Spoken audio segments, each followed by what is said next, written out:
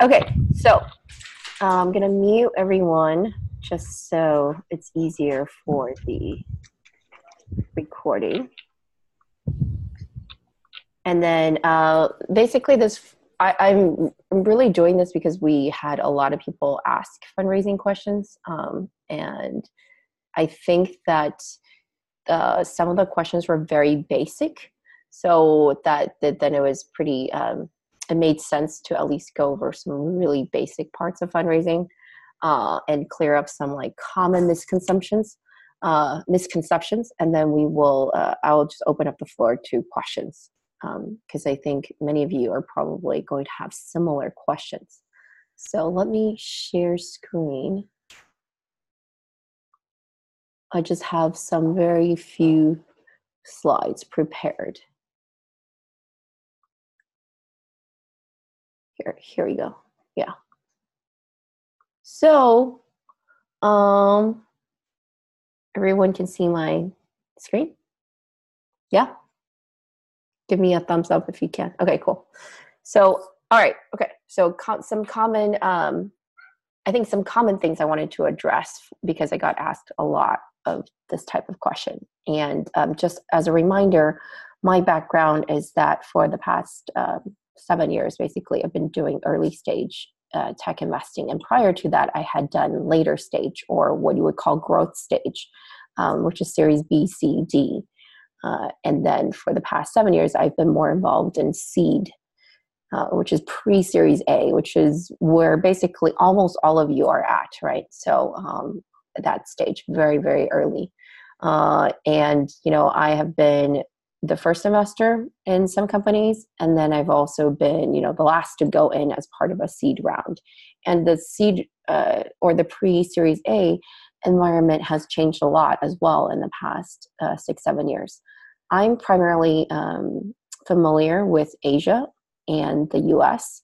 So I know some of you are not in those two particular geographies, and your local rules may vary. And that's also something I want to emphasize, which is that your fundraising situation will really differ depending on the ecosystem you're part of and the group of investors you're trying to raise money from. But if you're in a generally developed area, meaning you're in a developed economy and you have a good amount of access to venture capital, and not you personally, but just the environment is there, then what I'm going to go over most likely applies, would at least be much, much more relevant, even if you are not physically in, Silicon Valley. Okay, so okay, so number one, the first thing I wanted to say was raising money on an idea is generally not a good idea. Well, first of all, it's extremely hard to do that. If you just have an idea, almost no one will be able to raise significant amounts of money based on that. And that's just because ideas are really not that valuable, right? A lot of people have ideas. But another thing that I think people fail to realize is that raising money on an idea is not a good idea, because if you raise money on that idea, supposing that you somehow manage to convince people to give you money on that idea, and then you find out that that idea doesn't really work, it's very, very awkward. It's extremely awkward. And I wanted to lead with this because I think especially for people who haven't raised money before, especially from friends and family, it's or even just other investors, it's very awkward when you lose people money. It's very, very awkward. It's also very awkward when you have to go back and report to them that, hey, that thing that you gave me money for, I'm no longer working on that. It does happen sometimes, even after you have a product and you need to make some pivots. But again, you want to be as sure as possible of what you're trying to raise money for and what you're going to use it for. So basically, in general, at least have a prototype before you start trying to make it. And even if you are making an app and you are, I don't know, you have some high conviction it's going to work, like find some way to tested using wireframes, like manually, I don't know, using some other method before you trying to start raising money for development. A lot of people think about it the reverse, and they try to like raise development money and then see if the idea works. That generally doesn't pan out, and it's just very, very awkward. So next thing is I wanted to give you guys some stats. And by the way, these stats are old. So these stats are probably 5 years old, and I imagine they would have increased. But this comes from a very credible source, and this is from what's his name?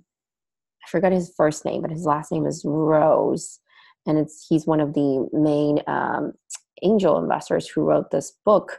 I think the book is called Angel Investing, but in it he has some research that shows, and anecdotally I feel this is true. This is why I always cite this research, which is that angels are funding.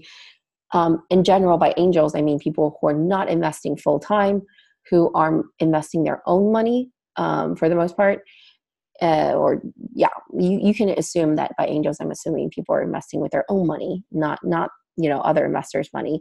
They will invest in 1 out of maybe every 40 deals they look at. Okay. For a fund, and by a fund, it could be a small fund, it could be like a mini fund at $5 million, or it could be a $500 million fund. But what I'm talking about when I say a fund, I'm talking about someone who's managing other people's money. And when you're managing other people's money, that ratio goes up to, they are generally investing in 1 out of every 400 deals.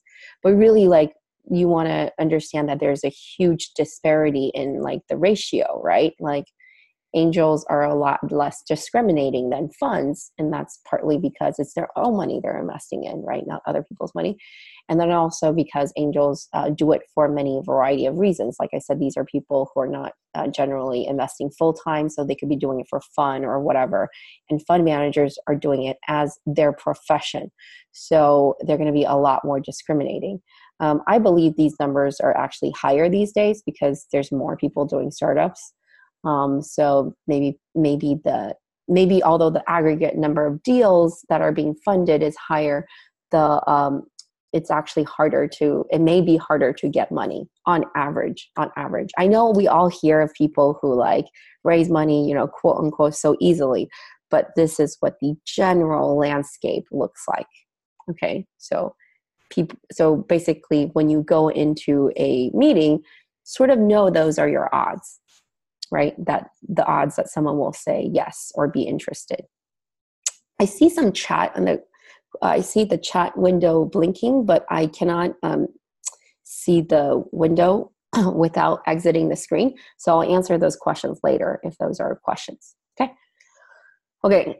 Third one, intros are only good if they're relevant. Okay. So, and this is also another misconception many people have. They just want to be connected to someone that knows an investor. Again, like having been an investor for a decade plus now, the most professional investors, and here I will also include angel investors who are not full-time but have been doing it for a long time. Okay, basically, we all get lots of intros, but we want to hear from the expert in that space. So, for example, I'll just give you a very silly example. I'm vegetarian.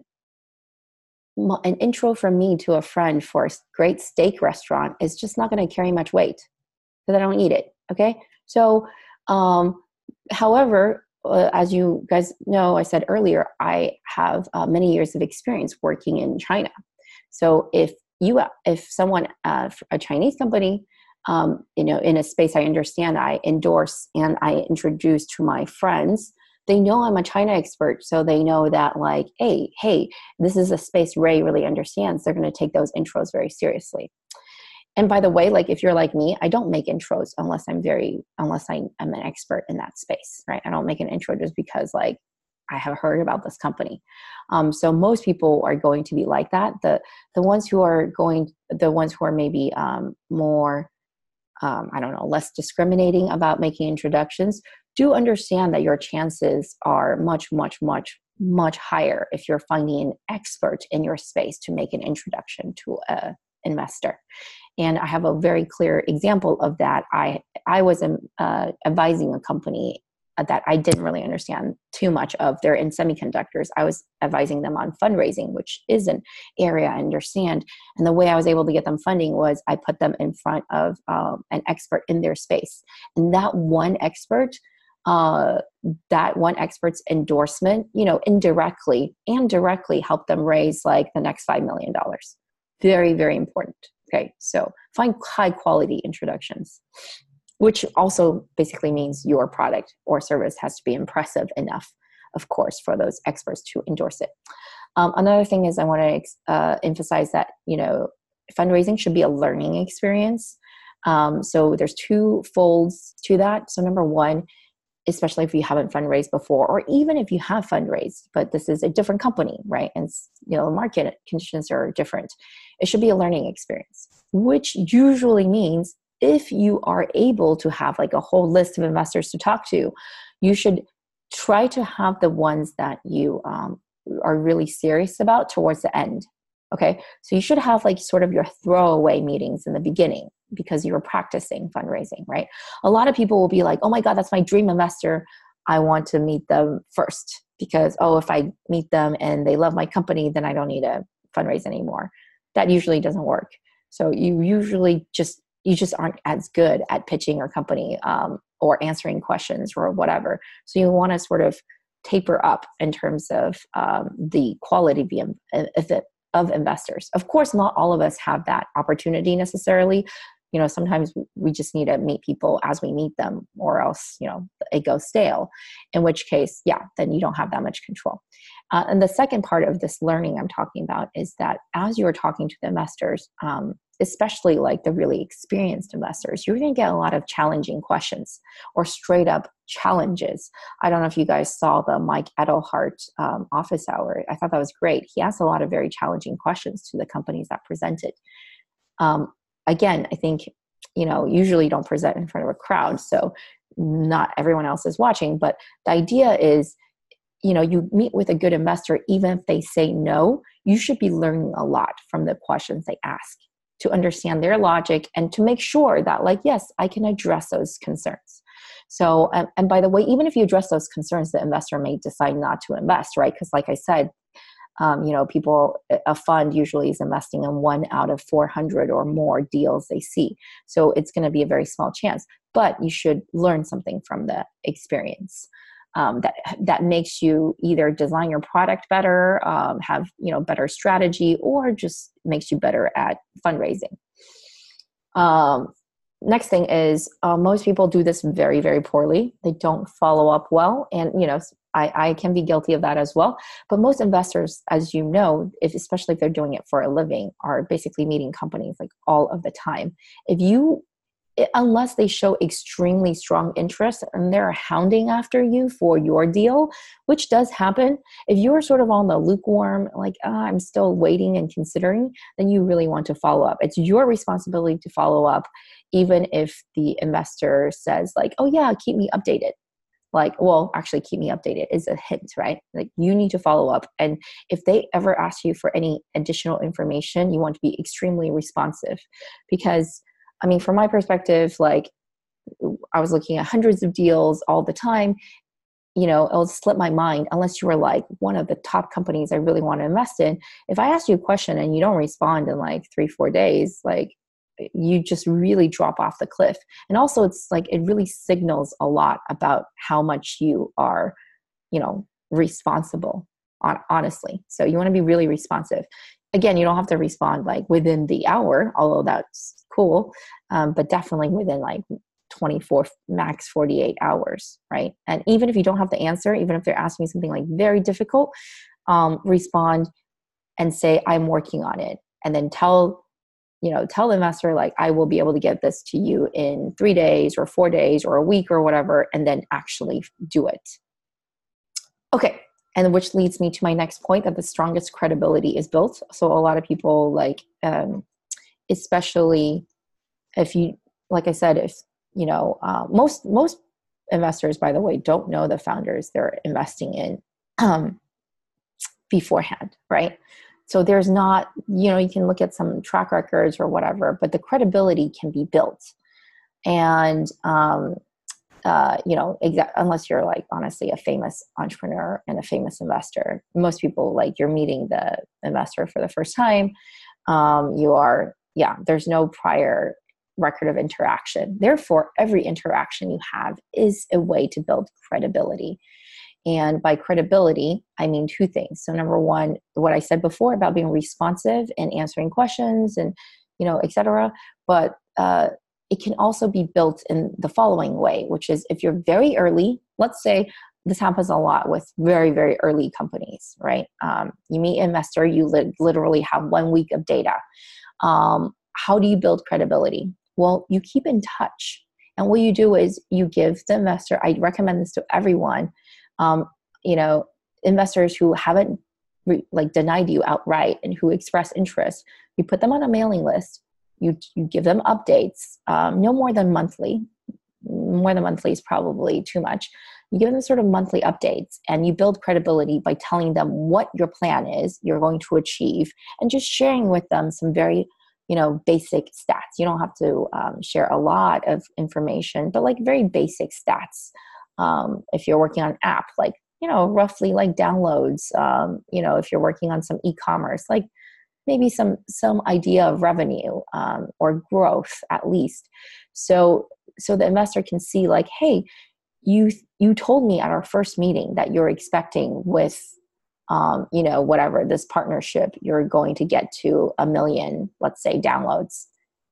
A month later, you send them an email and you say like, hey, that actually happened. I exceeded that goal. That's credibility, right? Or it didn't happen, whatever, you only got 600,000. You fell far short, but you have you learned something why. Then share that learning, because that's also building credibility. The worst is, the very worst is like you never, follow up and explain.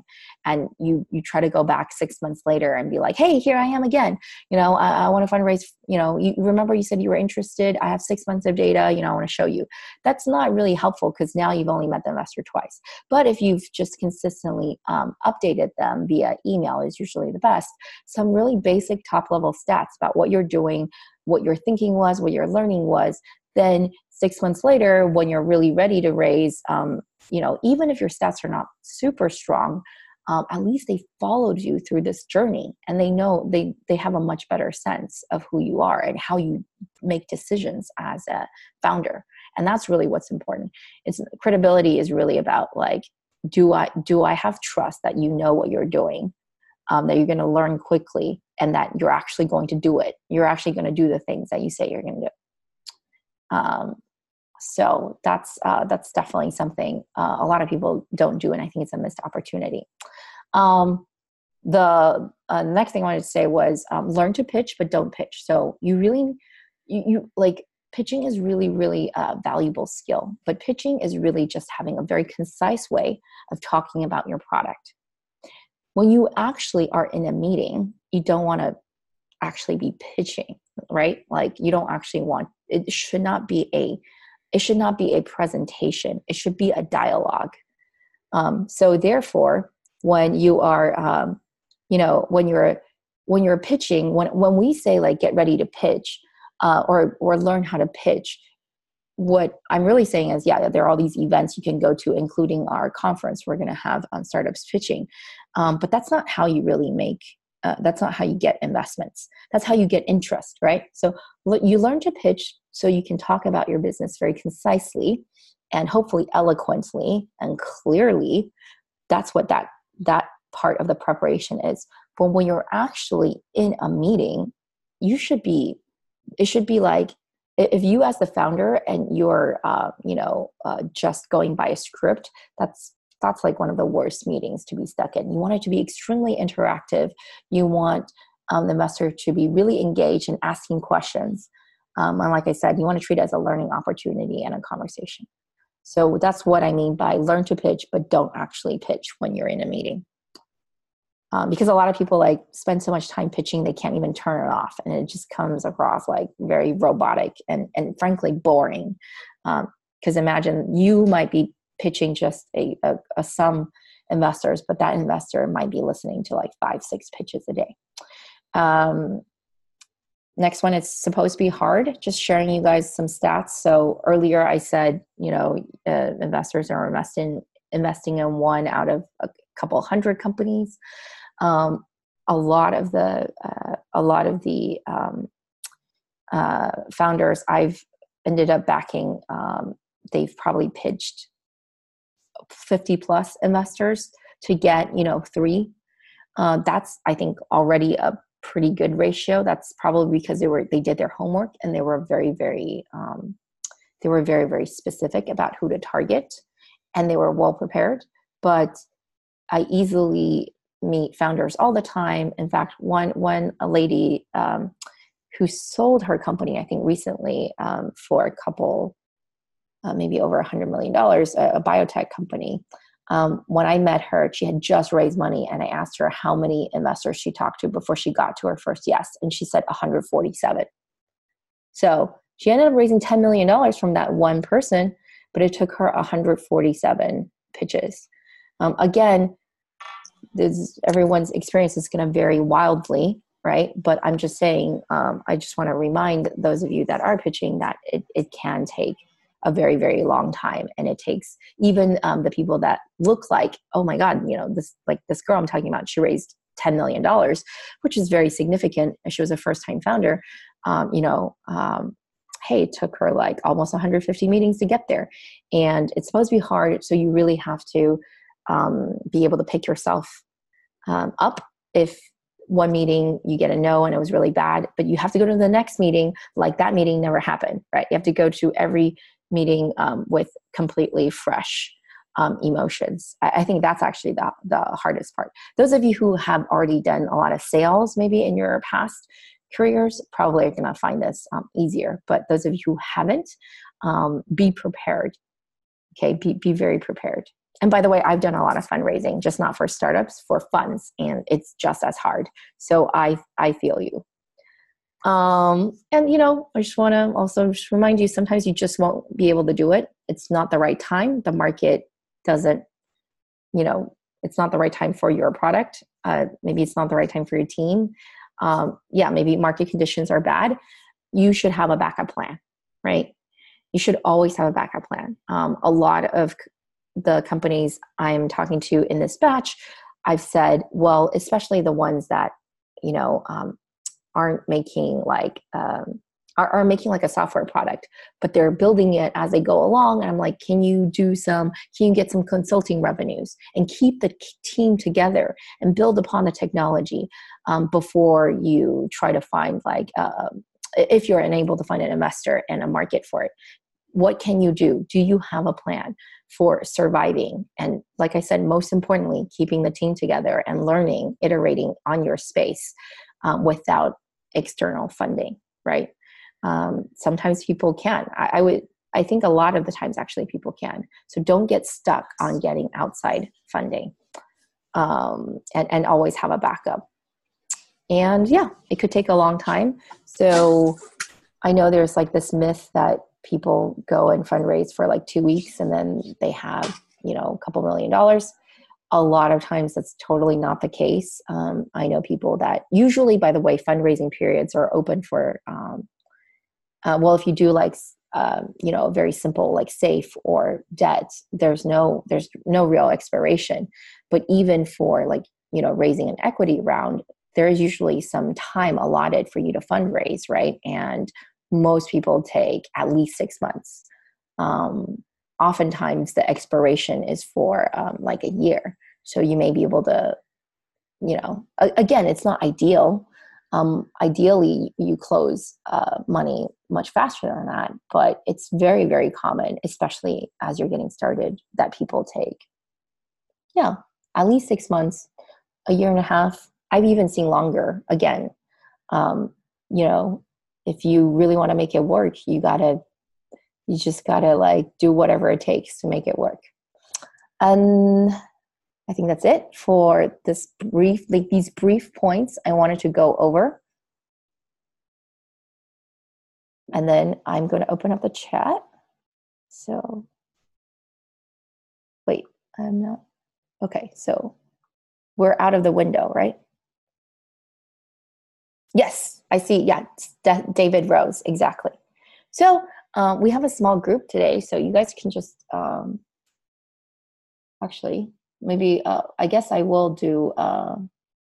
I guess I will try to moderate, but so Alicia, actually, Alicia, you want to ask your question?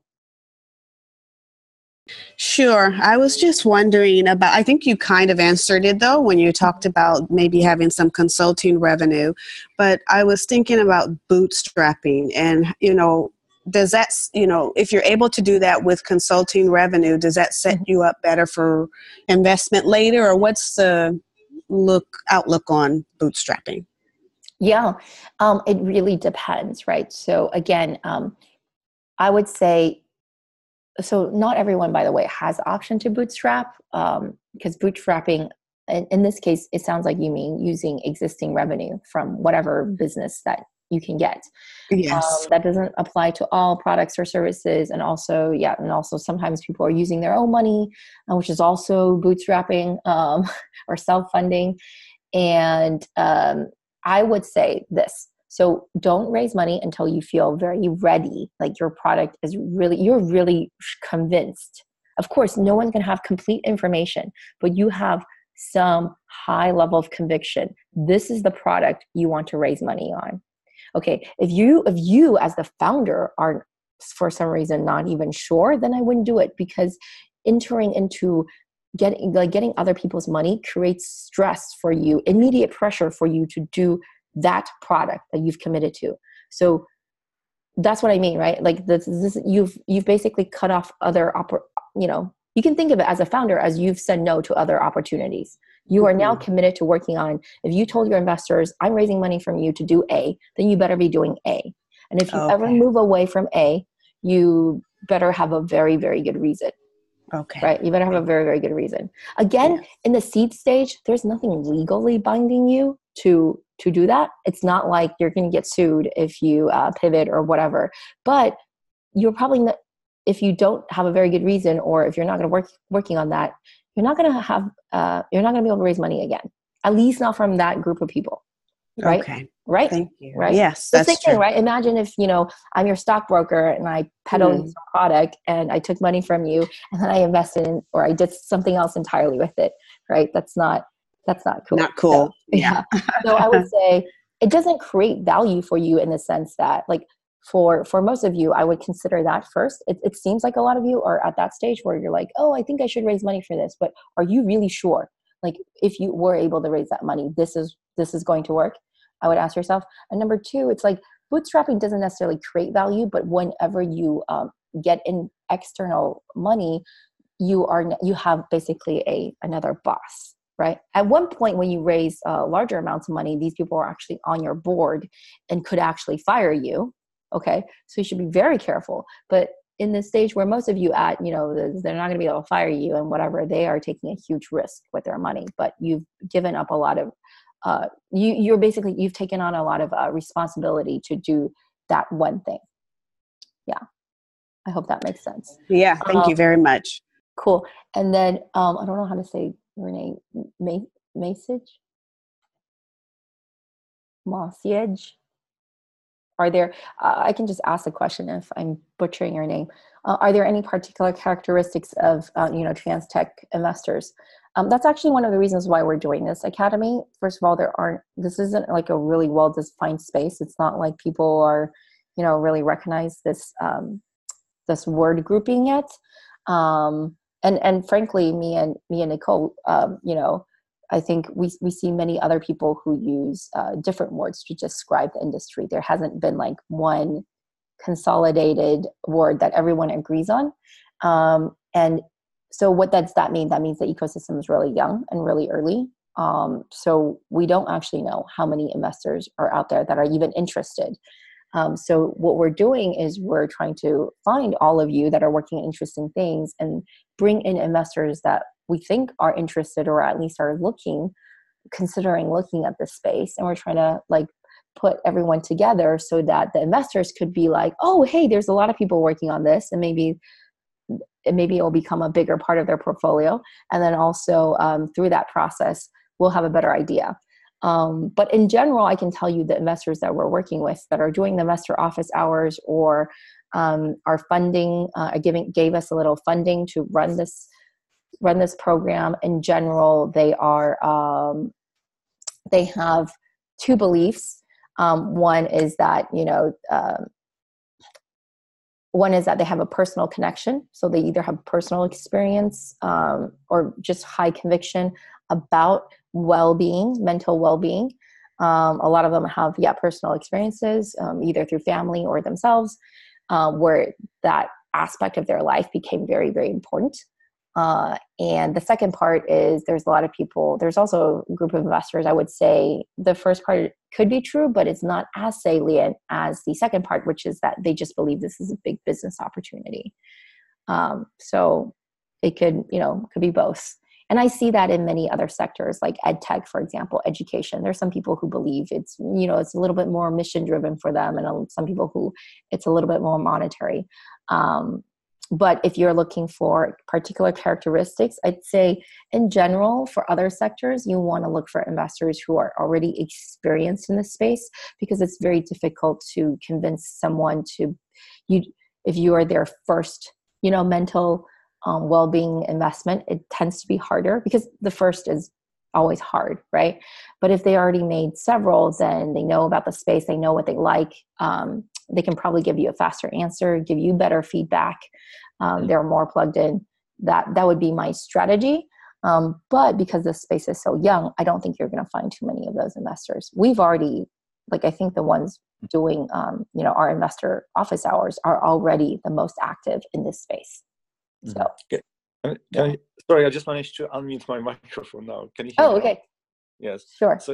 So, and just related to that, do you think there are any particular key performance metrics that are kind of related to transformative technology companies that are to do with experience, a better world, social impact, in addition to just being a technology company, just pitching, I'm just a technology company. So do you think there's some kind of additional metrics emerging that are kind of specific for those investors? Again, you have to separate into individual versus fund. And I would say for individuals, yes, I'm sure. There are many, I've met individuals who are basically like, I'm doing this because this has impacted my life in a certain way, and I just want to, I just want to support, or I believe it's important. And they're less informed, or just less caring of the financial impact. For most funds, right? So for example, at Mike Edelhart, perfect example, he cares about this industry a lot, but he raised other people's money to invest. Anyone who is a fund investor, you can automatically assume financial impact is going to be their main thing, unless they explicitly say on their homepage that it's not. Okay. And that's because that's literally written into your fund documents. I mean, just there's the whole way the fund works is that it's a money-making vehicle, right? And you as an investor, imagine, again, I always ask people, if you put money into a financial investment, you're expecting the manager of that investment to make the best return, right? With obviously using legal means, right? But that you can always assume that anyone you're talking to who has raised other people's money, they're always financial is always going to be top of mind, because honestly, they're legally bound to do so. Okay, regardless of their personal beliefs. So even if they can be very helpful, maybe they could be very helpful to you personally, and maybe be an advisor, but they will not be able to make an investment in you unless they can work through the logic and be convinced that you are going to be able to be a big financial opportunity. Yeah. Okay. Next question was from Mark. Hey. Oops. Hey, Ray. I'm a little under the weather, so pardon the scratchiness. I'm really curious about, in lean startup, it's pretty obvious what the building blocks of learning are. You've got to validate the pain point, and then you kind of validate your product with an MVP, and then you just work outwards from there. So I'm curious, what are some of the building blocks of learning that I can prioritize as I'm talking to investors? Yeah. I think where a lot of people get tripped. So investors are going to think about your business very, very differently, right? Like, 'cause everyone's very different. Everyone has a different way of looking at the world. However, I find that a lot of people, when they're talking about their business, the first thing that they don't work through is that they're just unclear talking about their business. So that's the first thing you should really be iterating on, right? It should be that in the space of a few investor meetings, or ideally you do this before you ever meet any investors, that you've been able to really, really get pat down into a few concise sentences what your business is and what your vision is, right? Most people get that wrong. And you should be able to tell this if in your first couple of meetings. I would say most people have trouble articulating that. And then when investors ask you questions, you'll realize like, hey, they didn't understand what I actually said.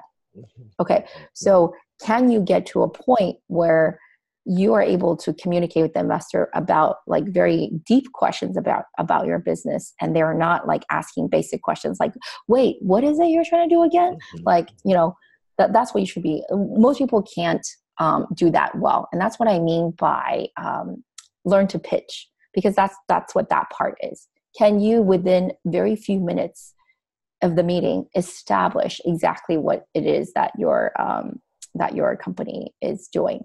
And a good way to test this would be go find friends who don't understand your business at all and try it out on them. And don't ask them, did you understand what I said? Ask them like, hey, you're Mark, right? If I explain my business to you, Mark, I'd be like, hey, Mark, okay, then can you explain back to me what I just said? Mm-hmm. And then you'll be able to hear. You'll be like, oh, wait, no, they really didn't get it.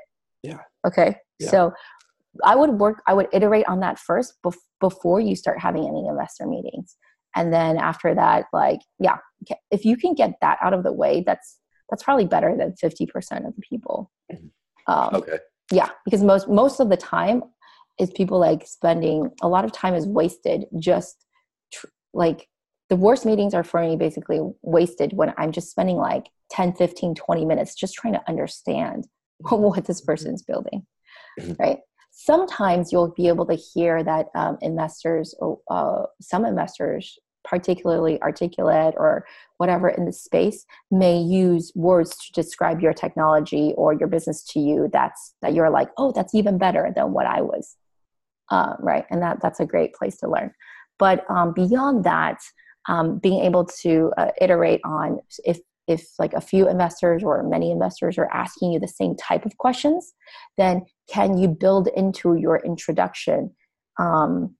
Maybe there's something that you're just not being clear about that you can build into your introduction, or maybe there's some way for you to proactively address that.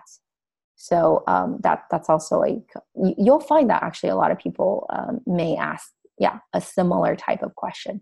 So can you take control of the conversation and not let that doubt fester in their mind, and distract them from what you're saying, and just address it like really upfront. Yeah, I have one more I think will be a good question for everyone. Okay. Which is when building the pipeline, we're reaching out to investors, and I think that we value win-win arrangements optimally. And what's a way that we can add value to investors as we reach out to them? To be honest,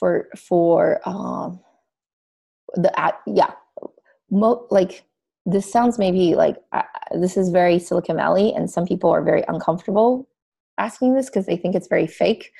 So I'm just going to tell you guys what people do. You can do it or not, but a lot of people will just end the meeting with like, or as maybe if there's 5 minutes left, they'll be like, hey, thank you for your time. How can I help you? And just ask very explicitly, right? Some people are just like, that's really fake. I don't want to do that. So it's up to you. But a fair amount of people, I would say in Silicon Valley, do that. But if you do ask and someone does make a request, then please follow up. Otherwise, you've actually lost credibility. Instead of for example, if someone if you have an expert on your team or on your board of advisors that the investor wants to meet. you should know in advance, right? You should have an arrangement in advance. If like an investor says, oh yeah, like, hey, that's really interesting. Maybe one of the things you can do is introduce me to that advisor, or whatever. But you think this investor has a low probability of maybe investing in you. Maybe they're just wanting to meet the advisor, which by the way, can happen. Then you should have some answer ready, right? You should be like, oh yeah, like, let me ask him, or say like, oh, I know he's really, really busy, or she's really, really busy. Maybe you ask me the question and I relay it to them versus putting you in touch directly, etc. I would say in general, people ask that and it's nice. It's a nice way to end the meeting. I personally haven't found too much that, like some founder you're meeting for the first time can do for the investor, because I'm generally meeting more companies and sometimes know actually about a lot more about your competition. I would still focus on, it's really nice that you want to be win-win, but I would still focus on what you can get out of the investor. So maybe the way you could couch it is to say like, can I understand what other projects you're looking at? And that through that way, understand if there's any information that they might be privy to in recent conversations that would be useful to you. Yeah. Nice. You can ask, like I said, I haven't found it to result in too much meaningful interaction. So, okay. Someone asked, I don't know how to say your name. Intended.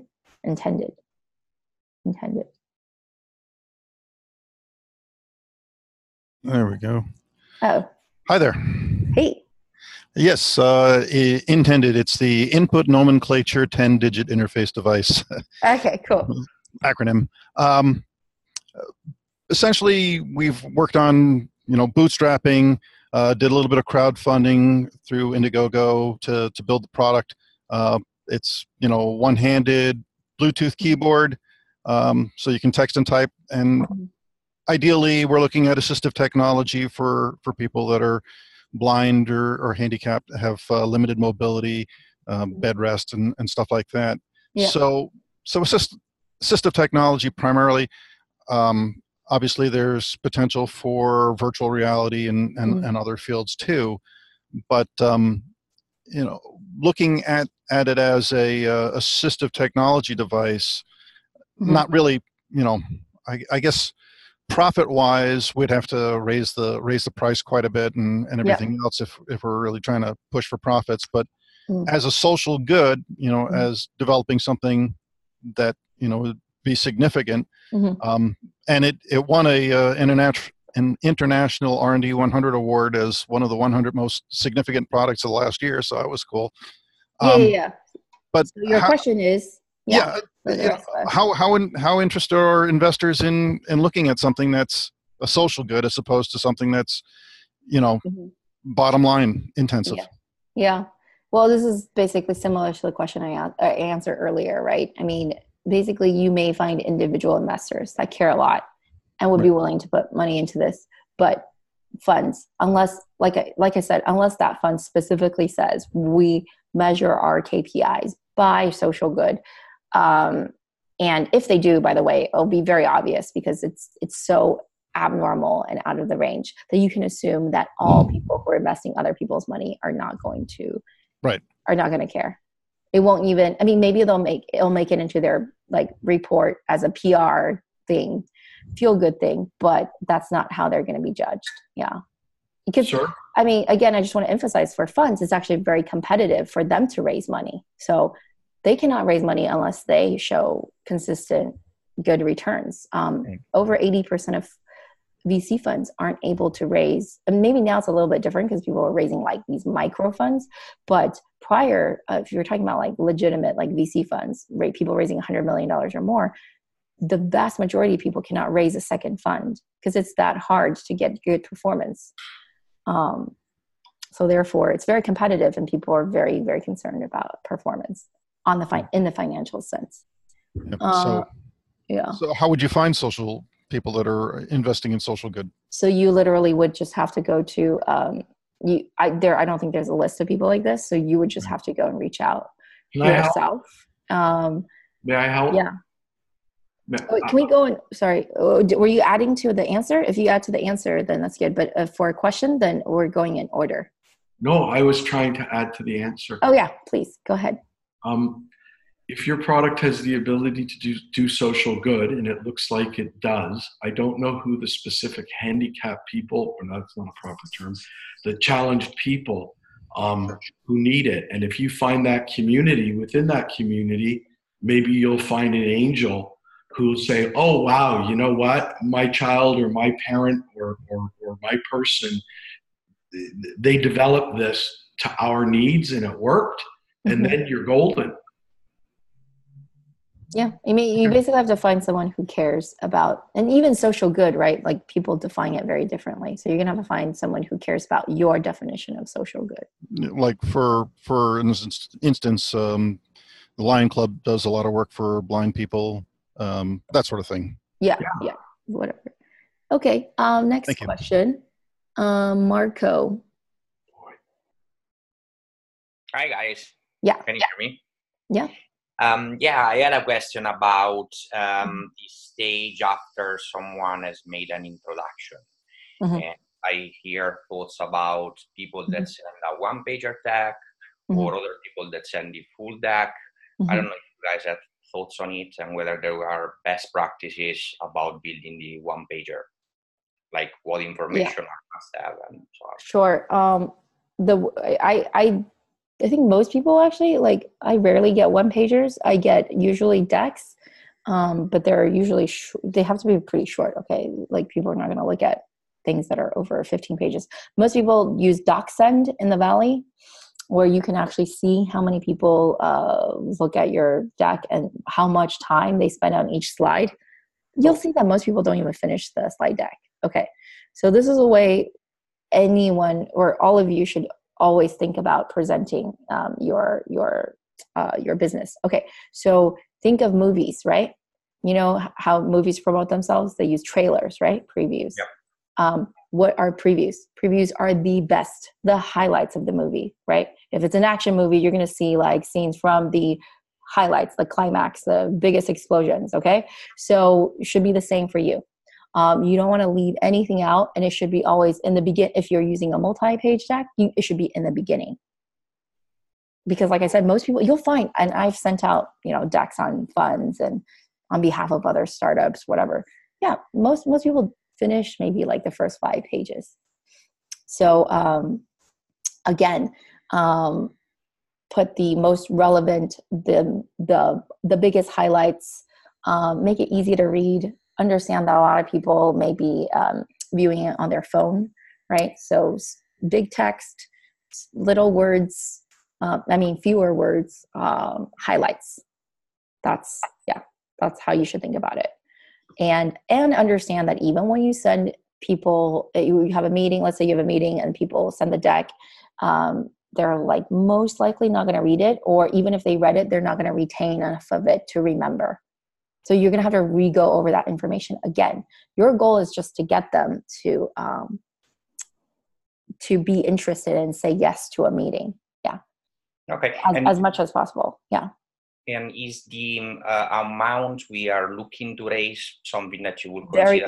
That should be very important, because a lot of investors have, even angels, even individuals, they care about how much you're raising, because that's, financially speaking, that's like if you're raising $5 million versus $500,000, it's just a very different stage of business and assumed risk. And people are generally specialists, so they're specialized in one stage versus another. So you want to tell them upfront. The worst is when you go to a meeting, you don't say that, and this happened to me before, where like I sort of assume like, oh hey, the founder like knows where I work, should have some idea of our strategy, like, how much money we invest.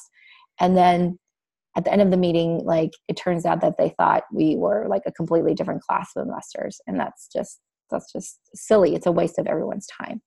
Yeah. That's great. Thank you very much. Okay, sure. Let me see.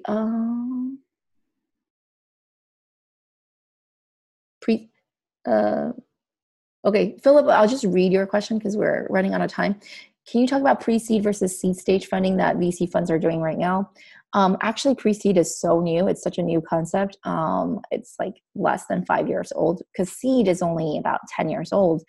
That people who are saying they're pre-seed, and we will have one of them actually next week. Where she's scheduled to join us. One of my former colleagues, Elizabeth Yin at Hustle Fund, shows she's, for example, she's very explicit that she's a pre-seed fund. Effectively, what you can think of it as is pre-seed is actually the old seed stage. So 10 years ago, seed maybe meant that you're investing $50,000 to $100,000, sometimes a little less. But nowadays, a lot of seed funds invest more. They invest $250,000, $500,000, maybe even $1 to $2 million, because the numbers have just gotten inflated. Really, it's just gotten more expensive in some ways to build a company. So then pre-seed is just the old seed. If there are those of you in the room who were fundraising or were actively looking at startups 10 years ago, and generally you can sort of assume that means it's people are raising probably less than $1 million, and are the stage where often pre-revenue, although not necessarily. It really depends on the investor and the line of business. So it's hard to clump people together by exact metrics, other than that it should generally represent a certain stage of capital requirement. So if you're raising less than $1 million, most likely you don't have revenue, or you don't have significant revenue. Maybe you have like a couple hundred or $1,000.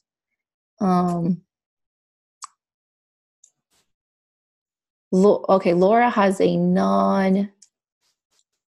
non-fundraising question, so I'm going to skip that. Jarek's question is, how do you learn more about the investor ecosystem? Who's out there? What are they interested in? Who have they funded in the past? So there are many tools where you can see this information. So first of all, any serious investor, any fund will have a website, and they'll put their portfolio on there. And if they don't, ask them, right? Ask them who their portfolio is. But most people do. Most serious investors do. At least like some of their highlights. You can also go to AngelList, right? AngelList is great for angels. I mean, literally that's what it was started off for. It was started off to help people find angels. And, you're supposed to, if people are good about their profiles, they do put their prior investments on there. So you can find me on AngelList, for example. And the profile, if I remember, you're supposed to say what sectors you're interested in and how much money you typically invest in and whatever. There are other tools. People have built other tools like Know Your VC. I know Dorm Room Fund has built a tool. I forgot the name. You can probably just find it. And NFX Guild, which is an accelerator and seed fund in the Bay Area, has something called Signal. That I think you can just sign up and then link your LinkedIn or something. And then, I haven't used it, but I'm on it. I haven't used it, but it's also supposed to be a tool to help you find investors. So there's actually quite a few out there, but like I said, again, none of them are super easy to use. It's not like you click a button. It's not like Google search, right? You click a button and then the top results are really relevant. You really have to spend a lot of time digging yourself and build up your own list. And also understand that, especially for this space, I think it's so new, there isn't some central repository. So you're just going to spend a lot more time yourself. Okay, yeah, Matt responded to someone who's asked about Series A and valuation. Again, that actually varies a lot depending on the product you're building, but generally Series A is supposed to mean, although it doesn't always mean, that you have a pretty clear business model. That you can basically take investment and really scale up, versus this is a business model, versus seed, it's like you're still trying to find the business model.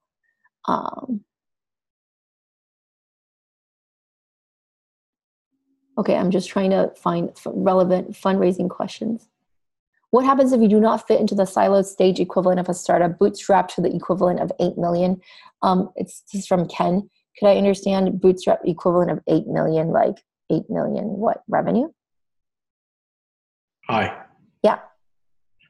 Yes. No, the amount of money comparable companies, let's say a Fitbit, they had invested about and spent about $10 million by the time pre-money or pre-revenue, so to speak. I've spent $3 million bootstrapped, and I'm ahead of where they were.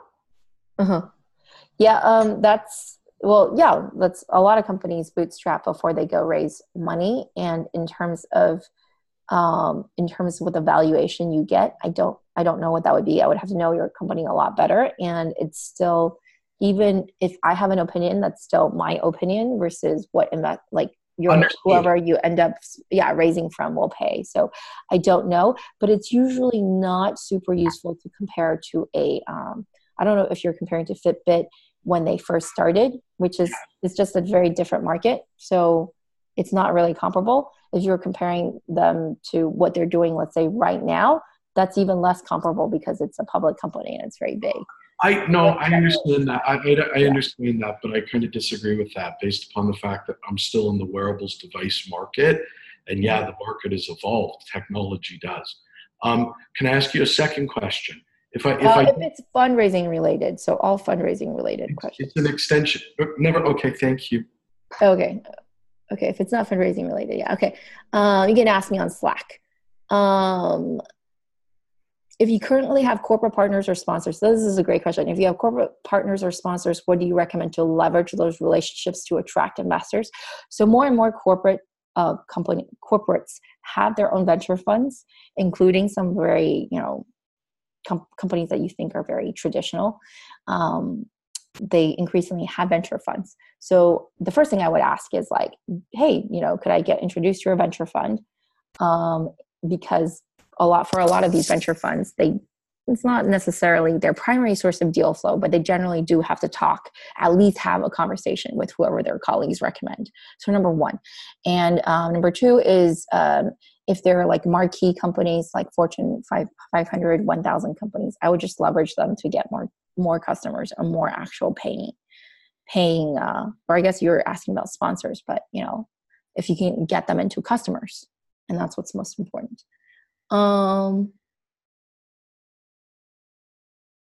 Okay, pre-seed, generally less than $1 million. Series A can be big these days, but 5 to 10 million raised is generally more. Maybe TTA could develop a central repository for investors. I agree. Oh, Nicole asked a question. The stair-step way of taking on venture where you're clear about every influx of capital is for. Yeah, I mean, generally, people are like each stage. That's the last question. So basically, the last stage, each stage is different and is supposed to have a different return profile and different risk.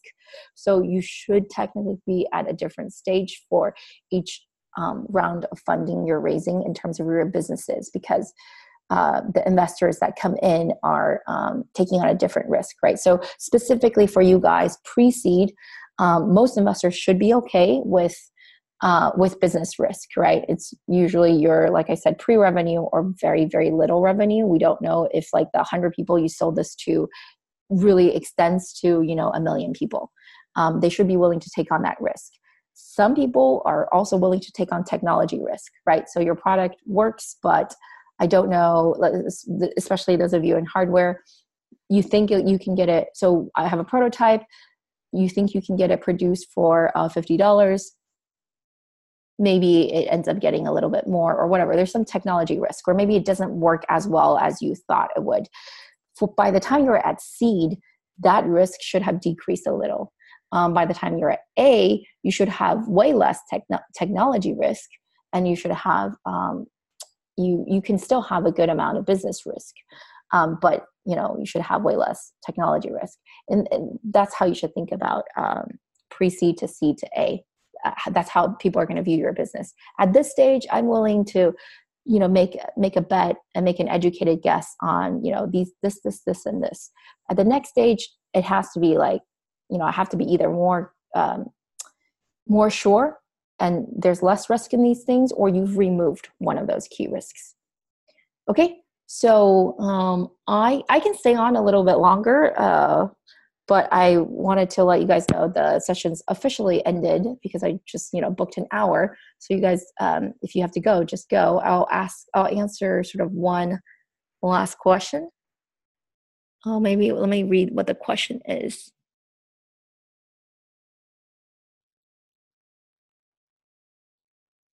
Okay, so this is a question from someone who you are looking for investors for the first stage project, but your company's looking to expand to other mental states for different needs later on.